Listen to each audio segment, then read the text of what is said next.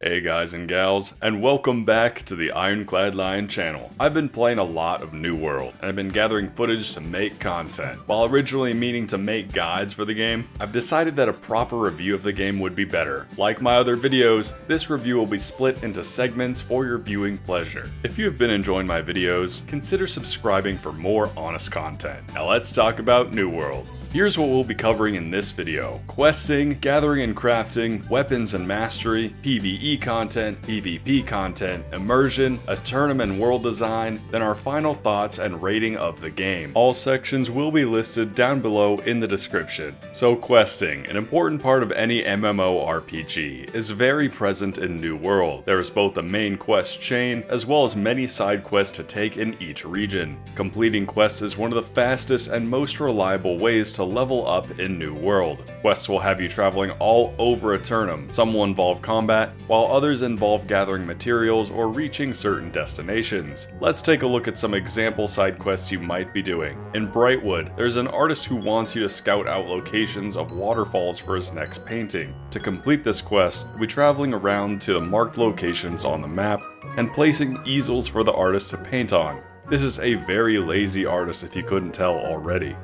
The quest locations are clearly marked in blue, so there isn't much confusion on what you need to do. Quests involve a lot of running. In fact, this whole game involves a lot of running around. I'd say a solid third of the game is just running from one location to the next. Not that it's a bad thing. There's a lot of cool things to see, but you should know what you're in for when thinking about questing. To summarize New World's questing, it's a lot of the same, and I mean a lot of the same. Some people might even call it repetitive, but let's get back to our example. Alright, so we've marked all of Mr. Walcott's delightful waterfall. How about we get paid?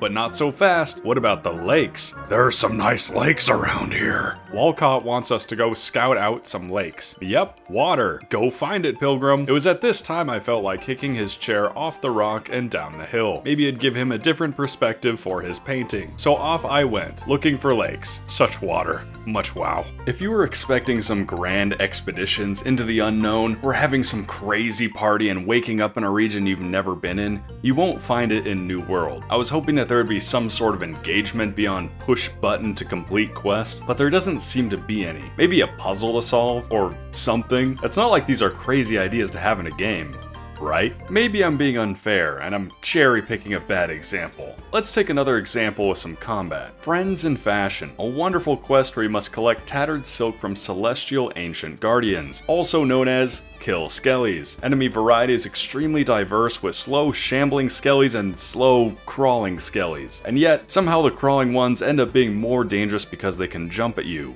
without any legs. It makes perfect sense, just deal with it. So this is the kill things and grab bag mission. Awesome. On to the next one. Taste of honey.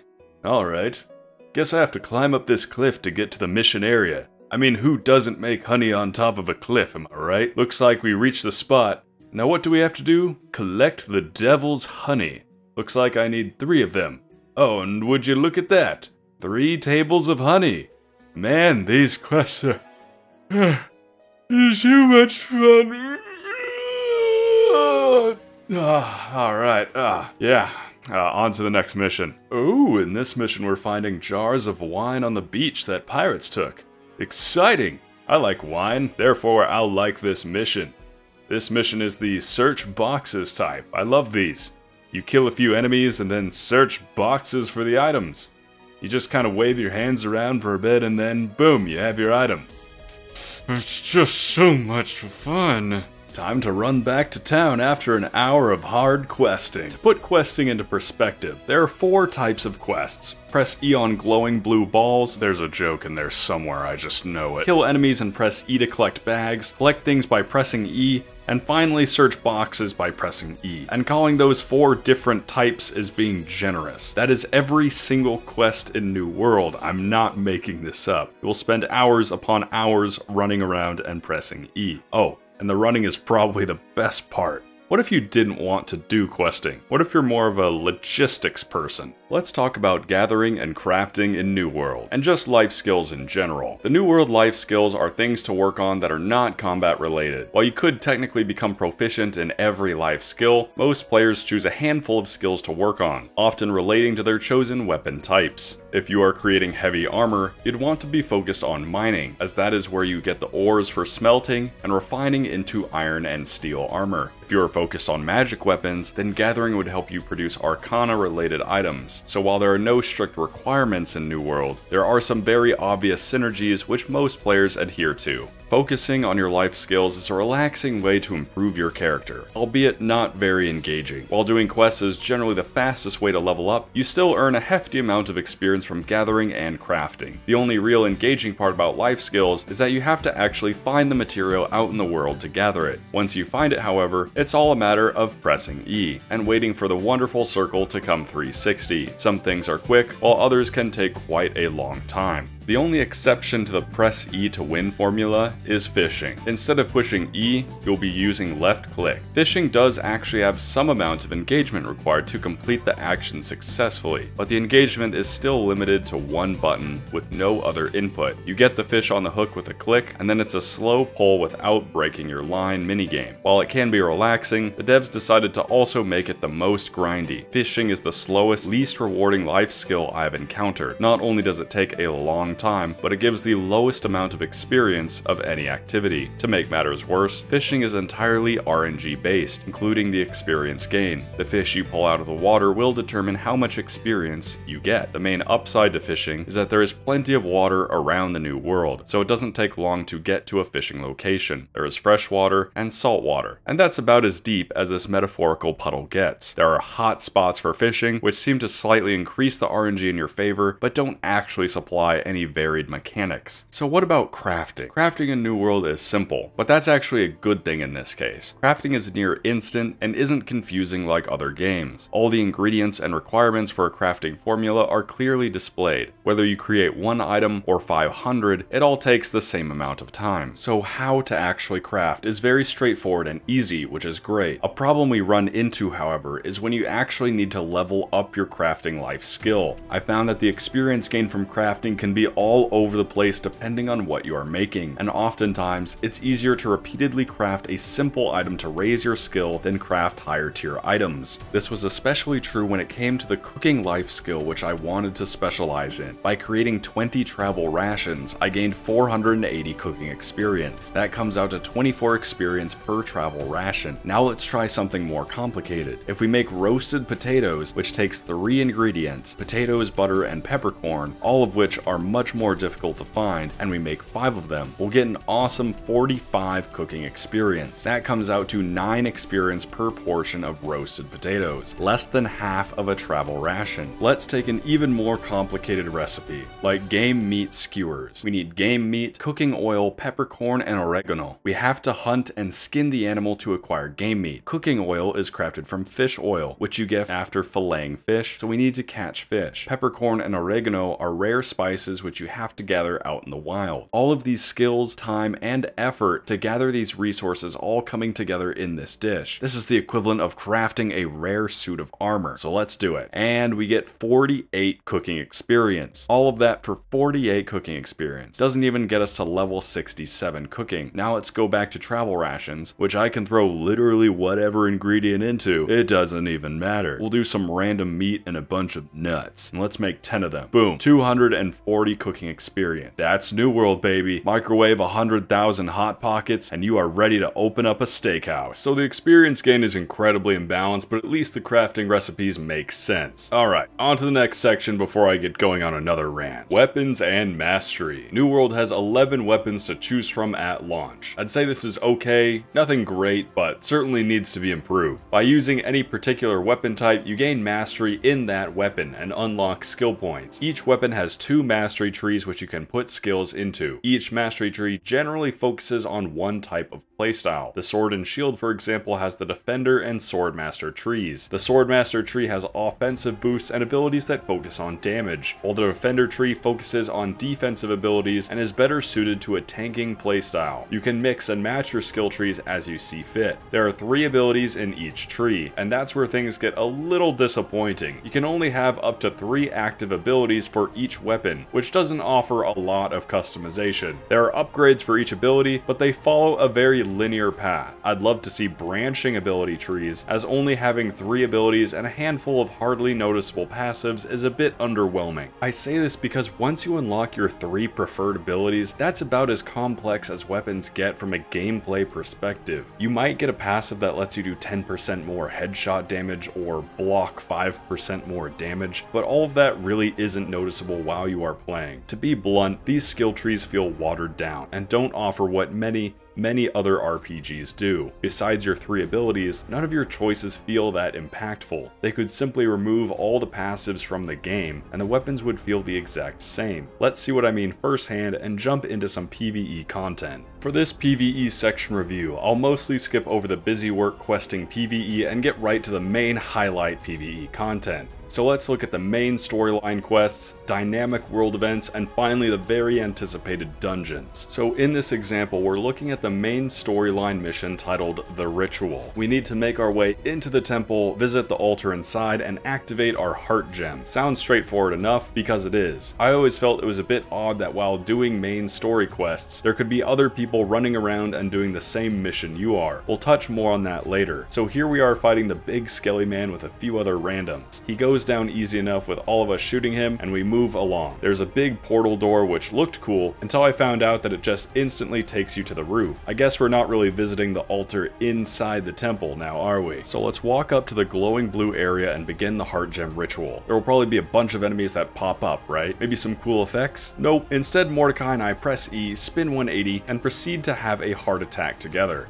This game is amazing. In fact, it looks like I can do that again for whatever reason. That's the first time I've ever felt something in this game. I think I could go for another one of those. So there we were, now 3 of us, all enjoying a group heart attack. Maybe this is what people meant when they said this game was better with friends. And speaking of better with friends, I'd like to make it a point that I was indeed playing the game how it was intended. I had a solid group of buddies to play with the entire time. We all had our specializations and coordinated quite well. So let's look at some dynamic open world content. The corruption portals. These will pop up in the open world over time, and it's up to the players to wipe them out before they infest the whole area. They certainly offer more challenge than regular quests, but don't really have any unique mechanics. When it was just our group of 5 fighting, it actually took some brain power and coordination, which I enjoyed. But as soon as more randoms entered the area, it became a nonsensical blob. I suppose the only unique mechanic on one of the corruption areas was that we had to break down a door. After that though, you can quickly see that the screen becomes an absolute mess, with no coordination required. This is a situation where I feel like less is more, as I really don't find any pleasure in my screen being polluted with so many effects. That's about it. The corruption disappears and you move on to the next one. Surely there has to be some kind of well put together PvE content in this game, right? Let's talk about New World dungeons. Dungeons are the pinnacle of PvE content in New World. They are handcrafted and require a very coordinated group of 5 to complete. It was nice to see some proper animations being used, like the dungeon doors opening, but beyond that, there wasn't much that stood out to me. The enemies were mostly the same, and there were hidden treasure chests that were always in the same spot. So where was the spark that made the dungeons interesting? Well, you see this enemy here, the Star Excavation Ravager? He's a big guy. Maybe for you.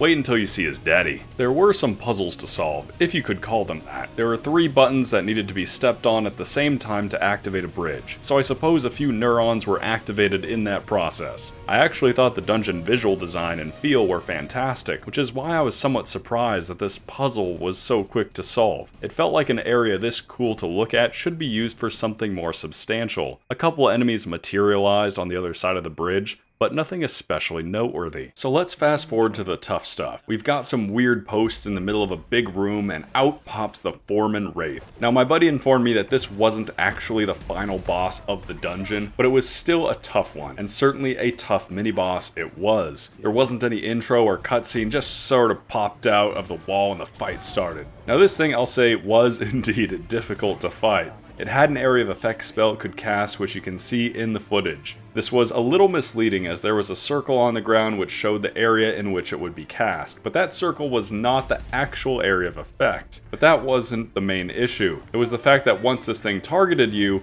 it was out for blood. It attacked so quickly it didn't give you much of a chance to dodge or get away. Combine that with the janky animations, and this thing was able to take several of us down. It burned one of my revives and several of my teammates. Since you only get a limited amount of revives per dungeon, I knew we were going to feel it later. But luckily, we were able to bring this horrid thing down with all 5 of us still standing. Moving into the next area, we stumbled upon the "You're About to Die" respawn crystal.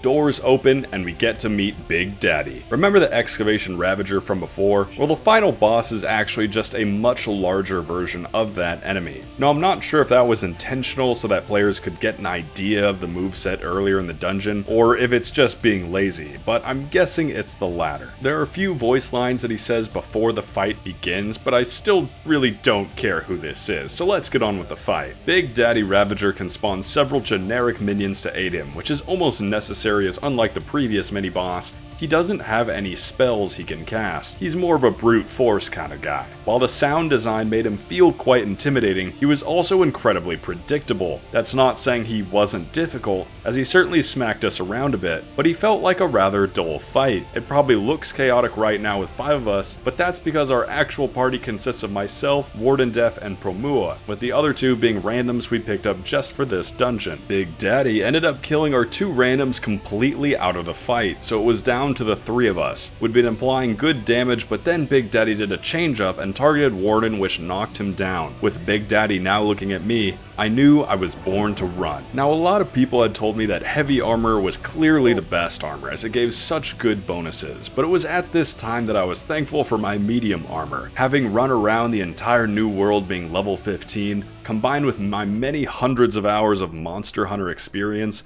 I knew how to dodge massive creatures that could kill me in 2 hits. So as long as I kept Big Daddy occupied, Promua could get Warden up and the 3 of us could fight properly again. We delegated the task that Promua would handle the smaller enemies, Warden would shoot Big Daddy, and I'd keep running and dodging, since I seemed to be pretty good at that. Things were starting to look better, but that's also where the dungeon got really silly. Once we figured out this 3-man method, the rest of the fight consisted of me running around in circles for several minutes while we dealt with the minions and slowly chipped away at his health. We managed to kill Big Daddy, finish the expedition, and collect our loot. Now, as you are watching, answer this question. Is this good game design? As being the highest quality PvE content in New World, are we satisfied? While I did enjoy the visual design of the dungeon, I felt the fights were lacking or just very basic. But the part that gets me is that if you were trying to do the dungeon again, it'd be the exact same. There's no randomly generated spawns, and the secret chests are always in the same spot. So I only did the dungeon once and moved along to the next activity, which we'll do as well. PvP, or player versus player, for all you non-gamers out there. In New World, you can flag yourself for PvP in any settlement, which lets you fight players from other factions while out in the open world. While this presents obvious danger, it also brings you 10% boosted experience from all activities. I really like this system as it strikes the perfect middle ground for all players. Riskier players willing to engage in PvP will get an experience boost, letting them level up faster, while players who don't wish to engage in PvP can relax and play the game as they want to. I was almost always flagged for PvP while playing solo, but often it would depend on what my group felt like doing. You can't have a mixed PvP and PvE group for obvious balance reasons, so would all have to agree to do PvP or PvE at any one time. This footage you are seeing right now is my very first PvP duel in the open world, which is great since we were equal level. We were both both inexperienced, so the sloppy battle was rather charming in that way. I could show all the random encounters I had while I was solo, but that doesn't really highlight the true New World experience. Let's look at some big fort battles and see what it's all about. I made sure to participate in several fort battles which were chaotic to say the least. Imagine all the insanity when a ton of players gather for PvE content, then crank it up. While it was certainly entertaining to see so many players fighting in the same area, it also was a complete mess from a coordination standpoint. I guess you could say there was a front line, but it was mostly Blob A versus Blob B. I picked off several fleeing enemies at range and only died once myself, but there really wasn't too much going on to feel like I contributed. And I'll be forward, I don't really enjoy combat that is so uncoordinated. Eventually we were able to push the enemy assault away from our fort, but it really just felt like the battle came down to who had more players involved. To prove my point, we'll look at another example where we were the ones assaulting Fort Windsward. As soon as I stepped through the gate, I got to witness an absolute Looney Tunes brawl, a mosh pit if you will. And while I do enjoy the musket, I quickly realized it was incredibly difficult to line up a shot on the target I wanted, with so many names and health bars popping up in my face, let alone all the other visual effects flying around. I mean, what do you think? Is this cool? I guess it's kinda cool. It was pretty hard to figure out if we were winning or not, but I was in a big fort battle? At one point I said, screw it, I'm going in. Why not, right? Well, I quickly realized why one might not want to be at the center of a mosh pit, and scuttled my way out of there.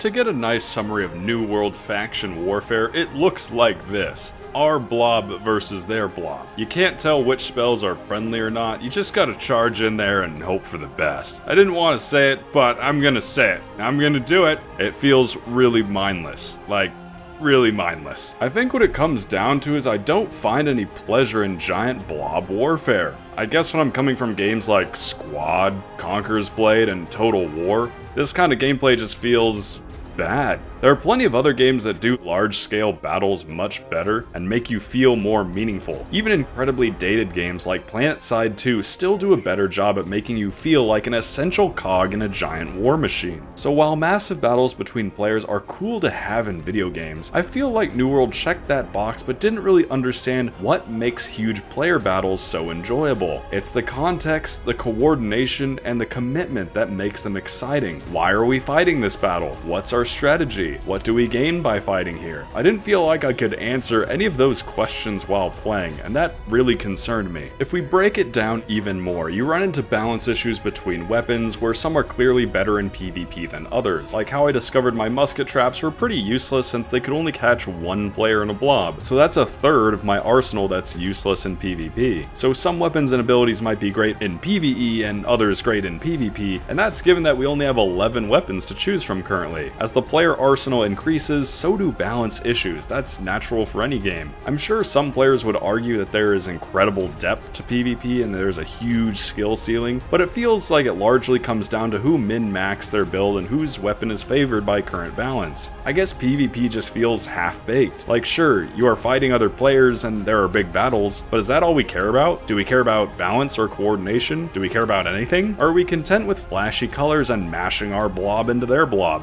I don't care anymore, and for that reason, I'm out. So that immersion factor helps you feel more involved in the game. Like you're really there, you know? Let me summarize New World's immersion by asking you how I probably felt when I had just cleared these ruins of Skellies, ready to forge my legendary Azoth staff, when Finger Me Daddy rolls up to do the same quest. Now, I don't always have my immersion shattered, but when I do, I prefer it to be done by the game's wonderful animations than by other players. Yeah, look at that Azoth staff being forged. Yep. Feeling like King Arthur over here. Finger Me Daddy was kind enough to stick around till I finished the animation. What is that attached to the staff? Must have snagged on my clothes. I'll have to sew that up later. It might seem like I'm ranting about New World's mediocrity, but there is a silver lining, and that's the world design. The terrain of New World is beautiful. Shout out to all the artists out there who put this awesome island together. The different regions all feel very unique, and I do enjoy the exploration aspect of the game, discovering new landmarks and hidden resources resource deposits feels very rewarding, and one of my favorite things is that the resources blend into the terrain really well, giving a nice cohesive presentation. It's both functional and realistic. There are some small exceptions to this rule, like when rare resources spawn that just look out of place, but for the most part, it's really well done. The characters and spell animations are serviceable, but it's really the landscape that impresses me most. I'd very often turn the HUD off just so I could appreciate the world while I'm running around, and I'd say it's my favorite part of the game. Really well done on the landscape of Eternum, and the lighting just makes it pop that much more.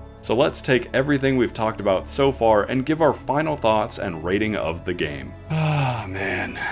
New World. Another MMO that has captured many within its grasp. It's cool, it's available, and it's addictive. Amazon's job is practically done for them. They own Twitch so they can get some of the world's biggest content creators to shill their game for free, and it was designed as baby's first MMO so literally anybody can play it. It's genius is what it is. But as someone who's played a few games in their lifetime, there's nothing that impresses me about New World. From a gameplay perspective, there is nothing new here. To put it bluntly, New World is RuneScape with graphics, and RuneScape came out 20 years ago. New World looks nice, at least the world and landscape as I mentioned before. The questing is mind-numbingly boring and repetitive. The PvE is okay for exactly one playthrough. The life skills test your ability to press the E key and craft the same thing for hours upon hours. The PvP is mindless blob versus blob, or in the best cases, gank or be ganked. Immersion doesn't exist, but at least the landscape is something to look at while you do your fetch quests. It just makes me wonder, is this really the best we can do? Slap some graphics onto a 2-decade-old game design and ship it? I'm not an MMO person by any means, and generally do my best to avoid them whenever possible, because it just seems like you can take what could be a decent single-player game, water it down, add in as much grind as you can, then top it off with multiplayer to check the It's Fun with Friends box. Now it's been a while since I've played an MMO, with Last Oasis being the most recent true MMO I've played, but at least that game was attempting something unique. I can't say there's anything about New World that I haven't already seen in other games. The only new thing about it is its release date. It feels like a game to play, something to occupy yourself with, but I want more from a game than just watching numbers go up. I want an experience, something I could tell my wife or my friends about, a game that lets me do something special, maybe tell me a story, or let me experience something that can be told as a story to someone else, maybe learn a thing or two, or just make you think in general. Engagement, involvement, immersion, all things I didn't get from New World. I wanted to really dive in and experience everything New World had to offer, but I found no joy from diving into a puddle. I would give New World a 5 out of 10, but because of the excellent visual design of the landscape, my final score for the game will be 6 out of 10. New World is not bad, but it's not good either. It's a game. It's a game with some graphics. That's what it is. You run around, you push a button or two, but you'll be left feeling empty inside. Or if you're like me, craving some kind of mental stimulation. I quickly began dreading booting up the game, as I knew it'd be several more hours of mindless grinding before I encountered anything remotely engaging. So once again, I'll ask, is it good game design to have the player grind for 10 to 20 hours to experience 30 minutes of exciting gameplay? Is it good game design to have the player push one button for hours to level up a skill? Are you satisfied? Is this the best we can do with a multi-million-dollar budget? Are you entertained? I have answered these questions for myself, but whether you are interested in playing New World or are actively playing it now, I hope after this video you can answer those questions as well. If you have enjoyed this New World review, consider liking the video and subscribing to the channel.